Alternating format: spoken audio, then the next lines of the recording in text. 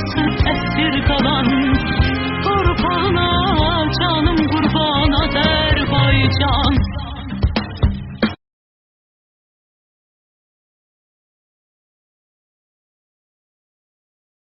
Sentyabr, doğma torpaqlarımızı işğaldan azad etmək, ölkəmizin sərhədlərini təxribatlardan qurtarmaq, iradəmizin güclü təməli Qarabağda erməni hökmranlığını başa çatdıracaq, hərbi siyasi gücümüzün ortaya qətiyyətlə qoyulduğu, milli ruhumuzun, milli həmrəyliyimizin öz sözünü dediyi şərəfli bir tarixdir. 27 sentyabr uzaq keçmişdən başlayan ədalətsiz tarixi prosesi dəyişdi. 2020-ci il təqvimin bu günü Azərbaycana qarşı uzun illər davam edən düşmənçilik, torpaqlarımızın işğaldan qurtarılması və ölkədə böyük siyasi, iqtisadi proseslərin başlayacağı gerçəyin təməlini qoydu. Söz verilir məktəbimizin direktoru Anar müəllimə. Müəllimlər, əziz şagirdlər, bildiyiniz kimi bugün Respublikamızın bütün məktəblərində, bütün müəssisələrdə anım günü tədbiri keçirilir. Mən bütün şəhidlərimizə, onların yaxınlarına, əzizlərinə Allahdan səbir diləyirəm. Onların valideynləri qarşısında biz baş əyirik. Onlara çox sağ olun deyirik, təşəkkürümüzü bildiririk ki, o cür oğlanlar, o cür övladlar yetişdilər və həmin o yetişdirdikləri, o oğlanlar, o övladlar bir günləri Azərbaycanın ərazi bütövlüyü yolunda canlarından keçdilər, şəhid oldular. Biz bütün şəhidlərimizin qarşısında baş əyirik.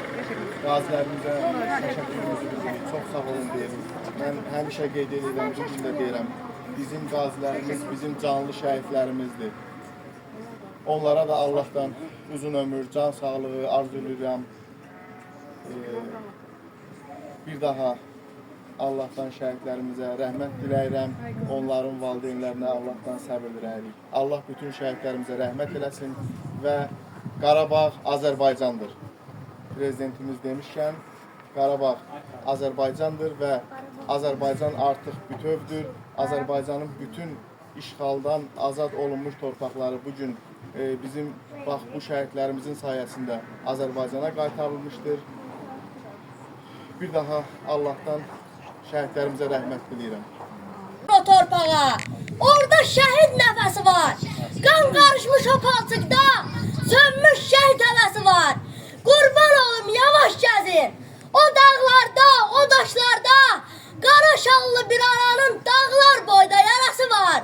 Qurban olum ana torpaq, bəş qucaqla sən balamı.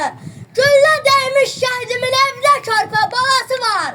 Bütöv olmuş vətənimin yarsız qalmış gəlini var. Gecə yarı yuxusunda ata deyən körpəsi var. Asta deyin, asta gülün, yavaş verin siqnalları. Bir atanın, bir ananın bala deyən naləsi var. Azad oldu Şuşa, Laçın, şəhid oldu igidləri. O beylərin, gəlinlərin bəzənməmiş xontası var. Verilir tarix müəlliməsi Sevda müəlliməyə.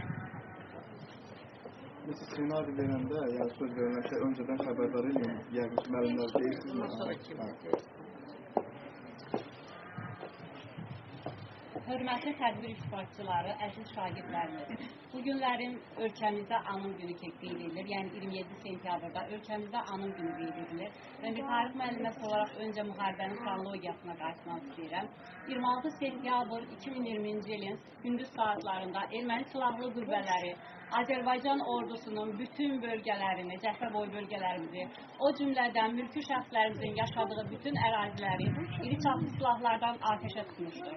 Elə 27 sentyabr 2020-ci il səhər saat 6:00 radələrində Ali Baş Komandan İlham Əliyevin əmri ilə dəmir yumruq əməliyyatına başlayaraq əks hücuma keçirilmiş və 44 günlük davam edən Vətən müharibəsi başlamışdır. Uşaqlar, Vətən müharibəsi, əziz tədbir iştirakçılarımız, Vətən müharibəsi hamımızın göz önündə olmuşdur. Hamımız bunu xatırlayırıq. Ali Baş Komandan, ordu və xalqın birliyinin nümayişi idi. Vətən müharibəsinin elə ilk günlərində 27 sentyabrda bir sıra belə deyək, ərazilərimiz işğaldan azad edilmişdir.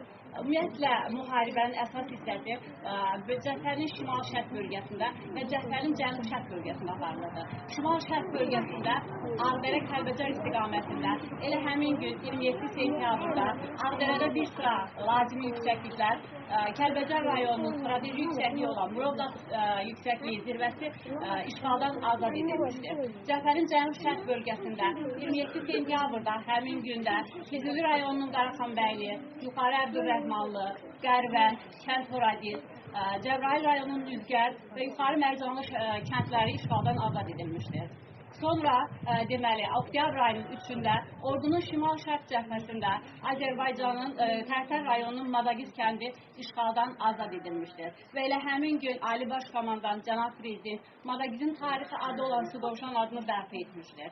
Burada ordumuzun belə bir taktikası olmuşdur ki, düşməni çaşbaş salma bir taktikasına istifadə etmişlər. Sudovşan azad edildiyi vaxt qarşı tərəf, təbii ki, düşmən tərəf bütün ordusunu yığmışdı şimal-şərq bölgəsinə.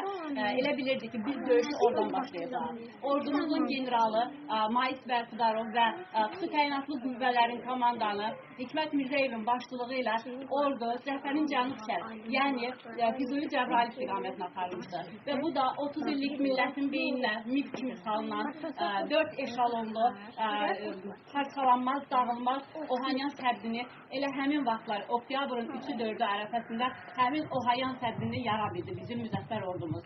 Oktyabr ayının 4-də Azərbaycan Cəbrayıl rayonunun mərkəzini və bir neçə kəndini işğaldan azad edərək İranla sərhədimizin bir hissəsinə nəzarəti bərpa edə bildik. Bizim ordumuzun növbəti planı Qarabağın qapısı sayılan, Şuşanın açarı hesab edilən Hadrut qəsəbəsinin işğaldan azad etməyidir. Oktyabr ayının 9-u 2020-ci il Hadrut qəsəbəsi müzəffər ordumuzun əfsanəvi qəhrəmanlığı nəticəsində azad edildi və Şuşaya gedən yol üçün əlverişli şərait yarandı.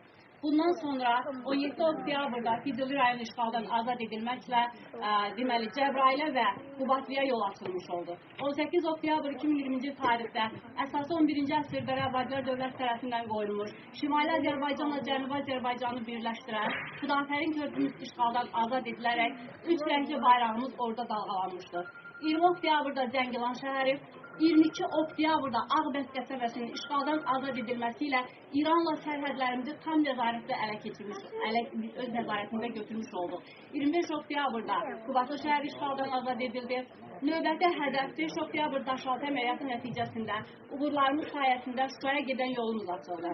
Və hər birimiz bunu əzbərdən bilirik və bütün hamımız, bütün müəllimlər, hamımız uşaqlar, siz bunu bilirsiniz ki, Şuşa hansı formada xüsusi təyinatlı qüvvələrimiz komandanın gündüz səfərinin başçılığı ilə 400 nəfərlik xüsusi təyinatlı qüvvələrin əskər və zabit güzürləri ilə birlikdə Şuşa işğaldan hansı yolu azad edilmişdir. Hamımız bilirik ki, Şuşanın relyefini qəşəng bilirik ki, Şuşa dağın belə deyək, zirvəsində yerləşmiş bir şəhərdir. Şuşa Qarabağın üzük qaşı adlandırılır. Həmin Şuşaya 400 nəfərlik xüsusi təyinatlı qüvvələrimiz 400 nəfərlik yüngül və silahlanmış soyuq silahlarla qalxaraq, dırmaşaraq belə deyək, dişi ilə, dırnağı ilə, əti ilə, qanı ilə Şuşaya daxil olmuşlar və Şuşa qarşı tərəf, Şuşanın ermənilər tərəfindən müdafiəsi bizim 400 nəfərlik belə deyək, hərbiçilərimizdən bir neçə dəfə yüksək idi. Hətta Şuşanın azad ümumiyyətlə 44 günlük Qarabağ müharibəsi dünya hərbi mediası tərəfindən çox yüksək şəkildə izlənilirdi və məqalələr dərc edilirdi. Şuşanın işğaldan azad edilməsinə qədər bizim qələbələrimizi, ordumuzun qələbəsini adətən müasir silahlarla bağlayırlar. Amma Şuşanın işğaldan o cür azad edilməsindən sonra hətta Amerikanın məşhur Washington Post qəzeti belə Şuşanın necə, hansı formada işğaldan azad edilməsini xeyrətlə belə deyək, yazmışlar, məqalə dərc etmişlər. Uşaqlar, noyabrın 8-də Şuşa işğaldan azad edildi. Noyabrın 9-dan 10-la keçən gecə üç tərəfli saziş imzalandı. Azərbaycan Respublikası, Rusiya və Ermənistan Respublikası arasında bağlanan üç tərəfli sazişə əsasən heç bir güllə atılmadan deməli 20 noyabrda Ağdam, 25 noyabrda Kəlbəcər, dekabrın 1-də Laçın rayonumuz özümüzə qaytarıldı. Uşaqlar, bu müharibə həqiqətən də əfsanəvi bir qəhrəmanlıq göstərilmiş müharibə idi.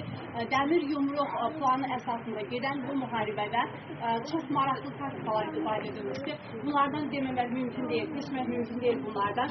Bunlardan biri hərbi hava qüvvələrimizin taktikası olan Qarabağ mücrüsü taktikası idi. Qarabağ mücrüsü taktikasına əsasən köhnə, istifadəyə yararsız, pilotsuz uçuş aparatlarını səmaya buraxılırdı və onlar qarşı tərəf Ermənistan da onları hədəf kimi vuraraq biz Ermənistanın havadan hücum nöqtələrini çox asan şəkildə aşkara çıxara bilirdik. Bu Qarabağ mücrüsü əməliyyatının həyata keçirilməsi ilə bizim canlı qüvvəmizin belə deyək minimuma endirildi. Canlı qüvvəmizin şəhid olmaq planı minimuma endirildi. Bu çox gözəl bir plan idi. Yəni bu plan ona görə mən qeyd edirəm ki 44 günlük 2020-ci il Vətən müharibəsinə qədər heç bir dünya hərb tarixində Qarabağ mücrüsü kimi plan işlədilməmişdir. Bunu tarix yazan Azərbaycan işlədilmişdir. Bir də digər bir taktika isə Türklərin taktikası olan Turan taktikası ki Ankara şəhərinin taktikaydı. Bunu da hər birimiz bilirik. Bu taktikayla da bizim ölüm saylarımız minimuma indirilmişdir. Və Azərbaycan xalqı həmişə öz oğul və qızlarının qəhrəmanlıq göstərən oğul və qızlarının şücaətlərini yüksək qiymətləndirmiş, şəhidlərimizə həmişə xatirə tutulmuş. Köksündəki bir zirvəsən ey şəhidim, torpağın altında yatan ölümsüz bir cansan.